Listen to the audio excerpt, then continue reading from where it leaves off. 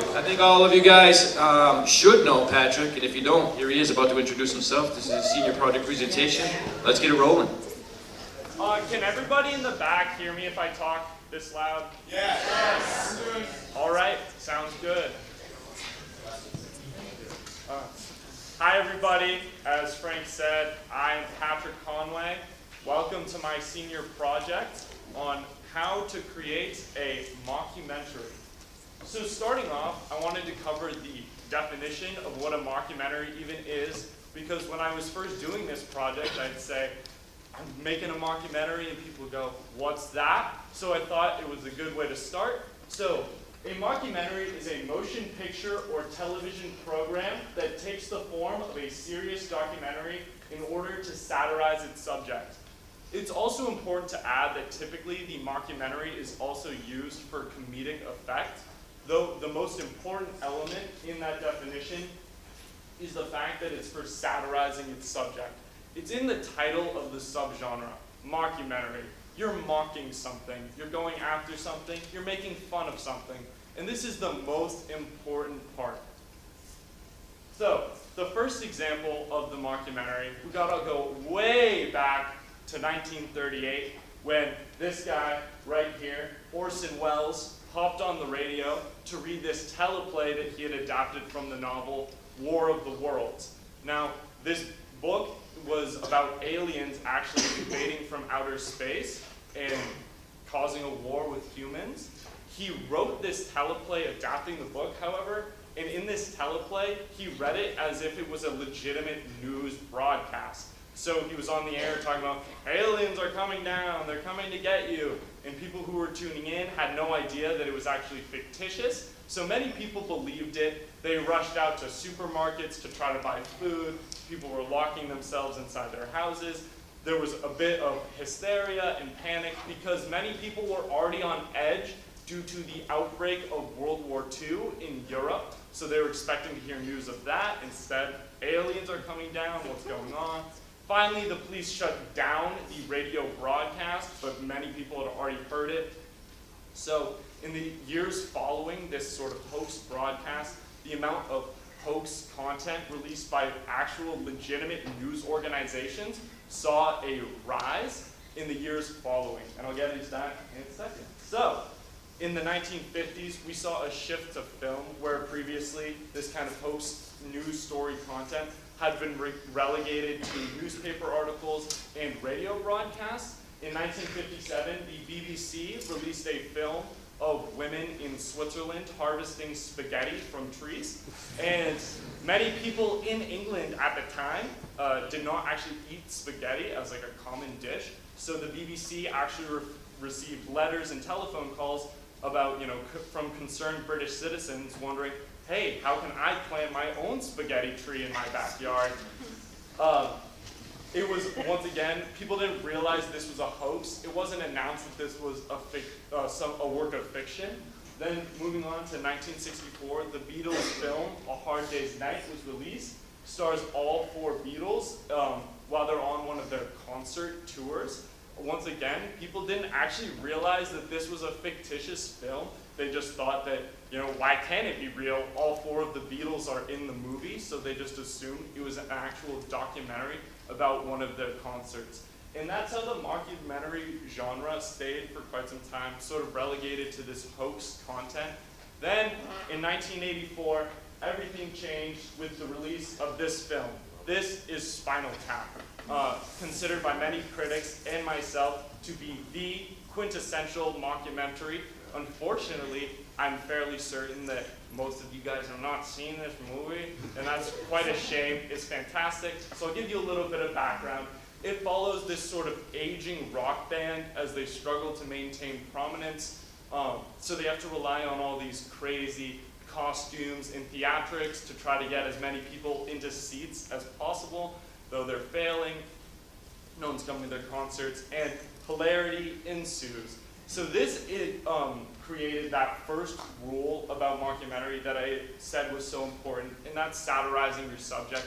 In this film specifically, it's making fun of the music industry and rock and roll bands specifically. And this really set up what the modern example of a mockumentary really is. Some examples you guys might be more familiar with. In the mid to late 2000s, the sitcoms Modern Family, The Office, and Parks and Recreation were all released, and these sitcoms all use mockumentary elements. However, it's less about satirizing their subject, and it's more about just using the fact that this is supposed to be a real documentary for comedic effects in the show. So it's sort of that lighter mockumentary element. Also, some more modern film examples. While the mockumentary subgenre is still quite niche, every few years, one or two will be released. These are films like Borat, What We Do in the Shadows, 7 Days in Hell, and Tour de Pharmacy. So, I stress the importance of satirizing your subject. How do you select your subject matter? This is the most important part when we're talking about the creative process in a mockumentary. If you don't know about your subject, how are you going to write jokes about your subject? You're not going to know what you need to make fun of and those important points for you to hit. So I'll give you an example. A recent film, Pop Star, Never Stop, Never Stopping, released in 2016. Obviously, it's in the title. It's poking fun at pop stars and the whole pop industry. Even the title itself is a parody of Justin Bieber's documentary, which is titled Never Say Never. So in this film, Andy Samberg plays the lead, who's this kind of wacky pop star guy, and he's basically portrayed as being this complete dunce and talentless hack, really, who just sort of is popular through no fault of his own. And it's supposed to make the audience really think about, how, who am I supporting in the pop industry? How talented are these performers actually? In questions like that. So, what are some common film elements when we're talking about mockumentaries? Poor camera work, breaking the fourth wall, talking head interviews, and improvisation. So, starting out with poor camera work, you might be going, Patrick, what are you talking about? Poor camera work in a movie? Are you crazy? But it's important for the mockumentary. And that's because in the mockumentary, you're going to incorporate those real documentary elements. And when you're filming a documentary, it's usually one guy with an over-the-shoulder camera trying to capture all the action. Since they're trying to capture real people doing real things, they don't always have the benefit of being able to set up multiple angles and going through multiple takes. So it's one guy, he's got to walk around objects to get the shot, maybe he has to zoom in to make sure he captures everything. So in the mockumentary, we're going to want to dial all of that up for comedic purposes. So it's totally natural to, maybe shake up the camera for no particular reason, or just zoom in on any random object that you feel enhances the comedy. So, breaking the fourth wall and talking head interviews. What am I talking about when I say breaking the fourth wall? That's that the characters are aware of the fact that they're being filmed. And they can even talk directly to the camera. Even further than that, they'll talk directly to the audience. Because in the context of their fictitious world, they're part of an actual documentary. So they know that they're being filmed by this documentary film crew. Talking head interviews is also something that is very common in actual documentaries. You'll see people framed in a shot like this. Pretty often they're just like sitting down in an empty room, talking directly to the camera as the crew behind the camera asks them questions. Of course, the big difference here when we're talking about a mockumentary is that these interactions are going to be all scripted because, of course, in a mockumentary, it's fictitious rather than a non-fiction film. So, improvisation. This is Rob Reiner, the writer and director of This Is Spinal Tap, which I had mentioned earlier. What he talks about when he was writing the script for that film, that he started with a general outline of how he wanted each scene to go, and then he gave his actors sort of free rein to interpret that scene however they wanted to and go their own way with it. This serves a few different purposes. Number one, it's going to make your comedy feel more organic if it's more improvised, and that's important because in a mockumentary, you're often going to be following super wacky and outlandish characters, and if their interactions can feel a little bit more natural and realistic, people might be able to better make allusions to the real world topics that you're basing your mockumentary on. Also, it can help enhance the comedy. If you have really funny people, sometimes just letting them do whatever they want can be a good way to get a laugh out of the audience. So, for my applied piece, I decided that I was going to make a mockumentary short film, and I thought a great place to start would be finding my subject. Then I wanted to create my characters and concept, write a script, shoot, then edit that bad boy. So, starting off with finding my concept, I thought a great place to start would be talking to my outside expert, Mr. Chris Romano right here. Chris has loads of experience in the movie and television industry. He wrote and starred in the TV show Blue Mountain State, and he also appeared in the HBO mockumentaries 7 Days in Hell and Tour de Pharmacy, which I had mentioned earlier. So I hopped on the phone with Chris and I was like, Chris, how did you determine what you're going to write about when you made Blue Mountain State? And he told me, write what you know. It's a bit of a cliche at this point, but it's true. When I first went to write Blue Mountain State, I wanted to write about and channel my experiences when I was in school. I based characters in the story as a sort of perception of my experiences, just made much more extreme. And this sort of echoed what I had found in my research, talking about the subject needs to be something that's close to you and something that you know a lot about, so you'll be able to write jokes about the subject, know what to make fun of when you're talking about the subject. These are the most important aspects when we're talking about a mockumentary. So I started thinking, what should my concept be? It was very difficult for me because I know so much about so many different topics, but I finally landed on, I was going to poke fun at our modern politics, political discourse, and also political history, because this is something I'm very passionate about. I hope to study political science next year, assuming I pass my senior project. And so I decided this is what I wanted to make the focus of my movie. However, unfortunately, I don't have any money, so I can't fly down to Washington, D.C. and cast a bunch of adult actors to play politicians. What I did have was my high school and all of my friends. So I decided I was going to make my mockumentary about a student council presidential election, but contain allusions to actual politicians and actual events in our political history. So I had the broad idea, but then it was time to brainstorm. What bothers me about our modern political discourse? What's easy to make fun of when we're talking about our politics? Obviously, there's a lot there, a lot to unpack. What I landed on was there's two types of politicians that really were bothering me and also I felt would be easy to make fun of. And that's the politician that's sort of a political outsider with no former political experience that thinks, I'm just going to get in there and fix everything because I'm so smart and I'm the only one who can do it. And then also that political insider who's been involved in politics their entire life and is mainly only concerned with either keeping their congressional seat or their Senate seat. They don't want to rock the boat too much because then they'll get a primary opponent and they might end up losing their power. And that's what it's all about for them. So starting with my first character, named Billy, played by my good friend Bill Drake. He's supposed to be that political outsider character. And when I was looking at real-world inspiration for writing this character, I took inspiration from Ross Perot and Donald Trump. I'm assuming you guys all know who Donald Trump is, but you might not know Ross Perot. He was a third-party candidate for president in 1992 and 1996. He had more success in 92, however.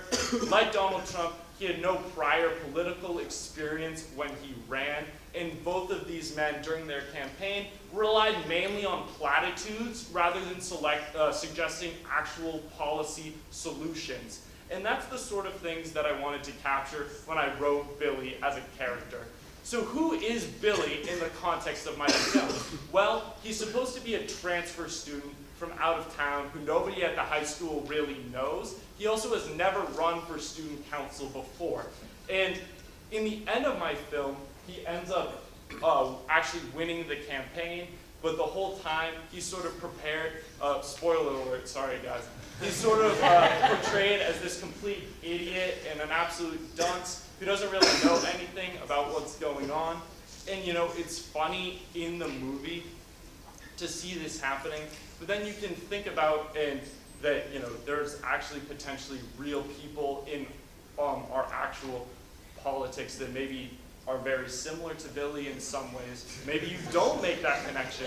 That's not for me, you know, that's for you guys to interpret. Also, Billy is also a comment on this, you know, Murica culture. In his introductory scene, he's sleeping. He gets woken up by the national anthem.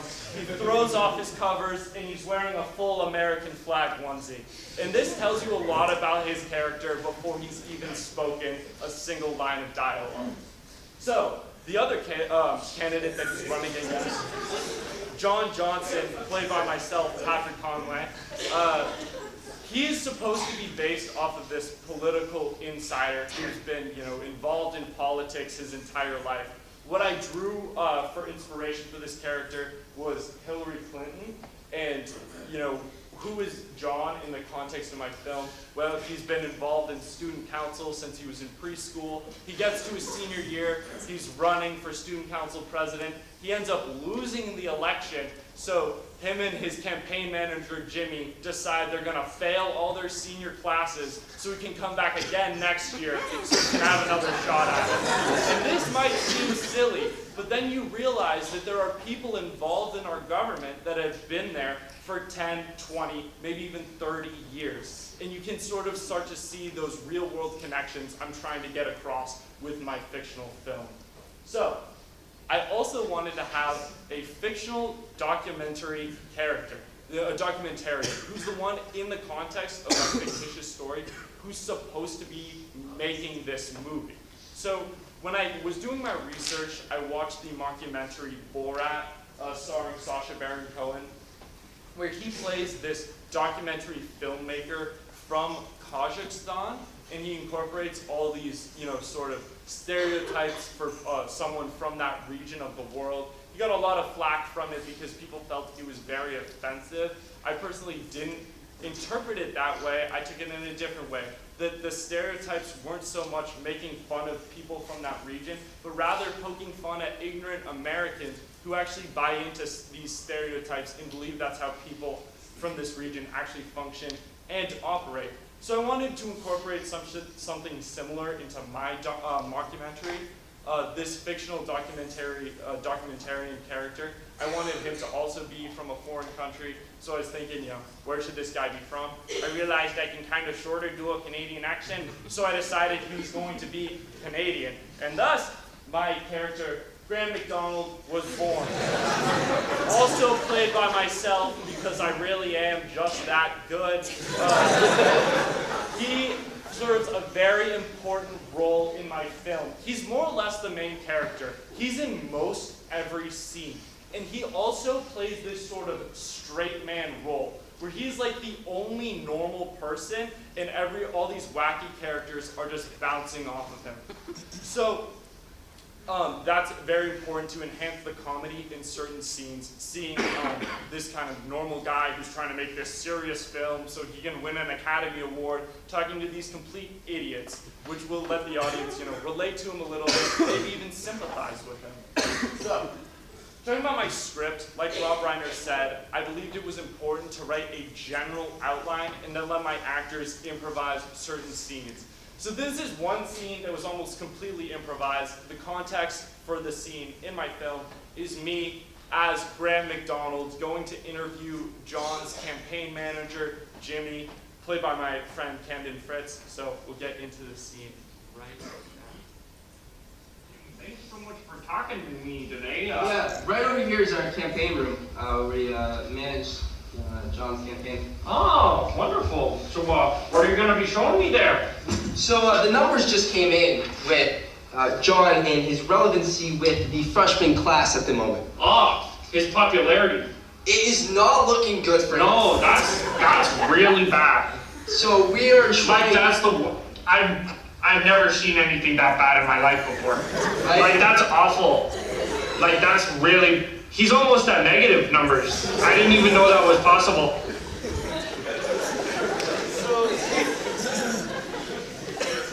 In my rationale for improvising this scene, in the scene, Graham's sort of an aggressor towards Jimmy, and I didn't, so for it to be more natural, I didn't want Camden to really know how the scene was supposed to go. I had a certain version of it in my head, so I wanted to get Camden's genuine reaction as I was sort of an aggressor towards him in that scene. And I think I did a good job of capturing that. So, We managed John's campaign.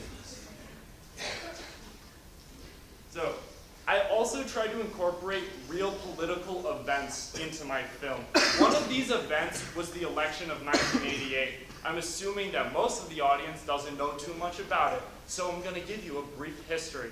It was between Vice President George H.W. Bush and Governor Michael Dukakis. So Mr. Dukakis wasn't polling very well, so his campaign got this hot new idea that you should do this photo shoot of you in this tank, and that's going to make you appear very strong and tough, and your poll numbers are going to go way up. Unfortunately, many people thought Governor Dukakis looked very goofy riding in the tank, especially with this big wonky helmet on his head. So his poll numbers actually continued to drop even lower and lower, and he got absolutely torn apart on election night. So I incorporated something similar to my mockumentary. John's, his poll numbers aren't doing very well, as you can see from the clip. So his campaign manager gets the great idea. He should go to school wearing a Supreme t-shirt to try to, get some popularity from those younger voters in the high school. It also doesn't go very well. People see it as sort of very transparent and obvious, and his poll numbers drop even farther than they were previously. And this is, again, something that feels very silly in the film, but then you can think that real-life elections have been decided for things as simple as, Governor Dukakis looked kind of goofy in a helmet. So, in conclusion, what did I learn from doing all of this? I wanted to make a mockumentary since I was a freshman in video production when we were doing our documentary unit, and I thought this was the perfect opportunity. It was also an opportunity for me to combine two of my biggest passions, that's politics and also filmmaking. What I didn't know is that I was going to learn so much about the mockumentary form as a whole, and I didn't realize that it could be used as a tool to really get your comments, thoughts, and feelings on specific topics out there into the world. Thank you very much for coming to my presentation. Thank you to Frank, thank you to my panel, thank you to everybody who helped me make this movie, and I guess that's it, right?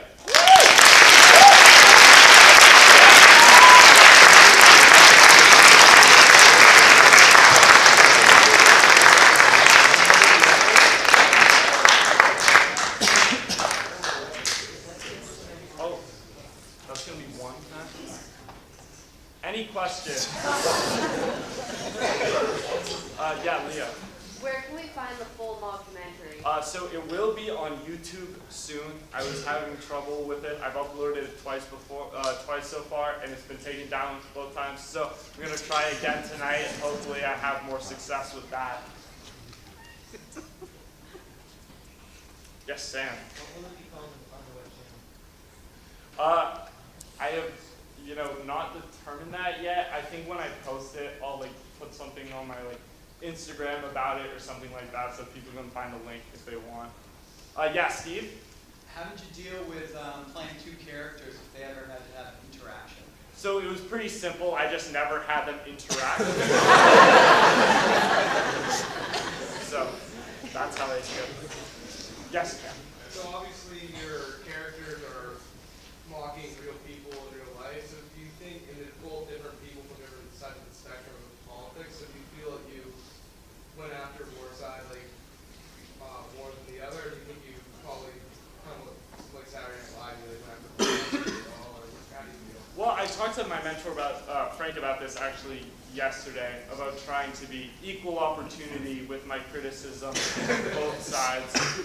And I said, I told Frank I get to be in that fun middle ground where everybody's mad at me for both sides. Matt? Alright, so I was just listening to John Barach's senior project, Yes. and in his documentary or whatever it was, it took him 5 months to make. How about yours? For me, it was probably like a month and a half. Mainly, I had less people to wrangle, so it was definitely a lot faster for me. Also, mine is about like 20 minutes shorter than Jack's is, so it was, you know, a little bit less work. So that's why I was able to get it done faster. Yeah. Have you ever thought about calling a mockumentary documentarian a mockumentarian? I had never once thought about that until this moment in time. I wish you would tell me sooner. Yes, Nancy. So when you put Rob Reiner up there last night, it was really kind of funny because they just did a whole thing on Archie Bunker. I think Rob Reiner's start kind of got, I think the Archie Bunker piece was before that.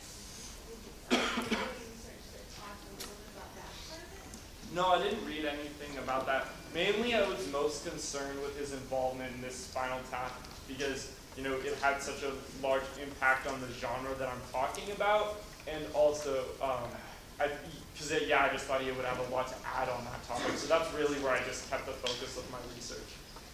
Yes, Frank. All right, having just sat through Jackson, having done your own, and there's some like future movie makers out here, what's the one crucial piece of advice to people that are going to do a movie making senior project next year? Definitely a lot of time for it, and make sure, because you're never going to know if you're going to have all the people you need to film.